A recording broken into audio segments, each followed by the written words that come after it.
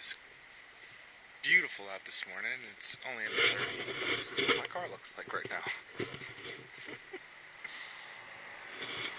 So now I get to dig myself out.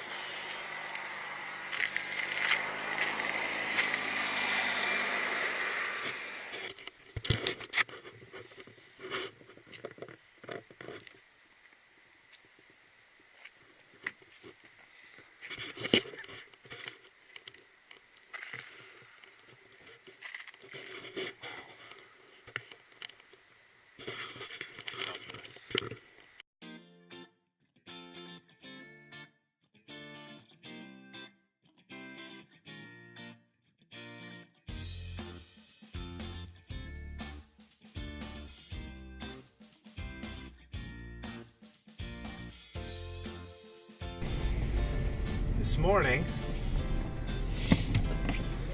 I'm going to go have breakfast with my dad. Haven't seen him in a couple weeks, and I thought it'd be nice to go have breakfast with him the day before Thanksgiving. That's where we're going to today.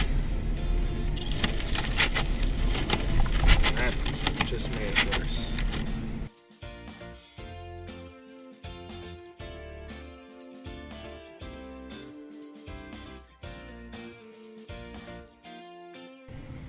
So this week's topic is aperture. It's one of the least understood topics when you're first starting out photography.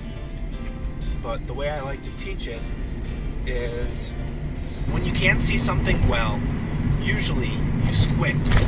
So when you squint, your eye obviously gets smaller, thus allowing less light to come through. The same thing happens with an aperture. So when you actually close down the iris in the aperture, what's happening is you're able to get greater depth of field or greater range of focus, and you're more likely to have everything in focus. So if you're doing a portrait, normally you would want to stick around f8 to f11 depending on the distance of the model.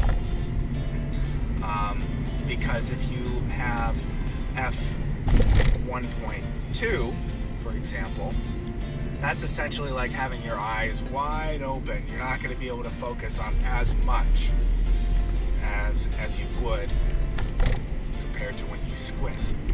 If the camera is 2 feet away from me and I'm at f1.2, you'll probably be able to get my eyelashes in focus and maybe my eye, but everything else in front, so probably the tip of my nose and then my ear will not be in focus at all. Whereas f8, you're going to have a greater range that will be in focus. If you're ever playing around with the aperture, you'll notice that it's measured in f-stops. Now, what you have to look at is that for each number, just put a 1 and a slash. So, essentially, those are fractions, or ratios, because that's really what they work off of.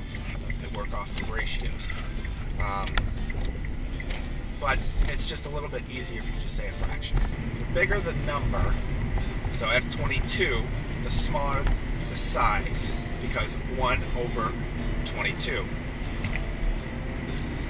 The smaller the number, the bigger the opening, the more light will come in. So 1 over 1.2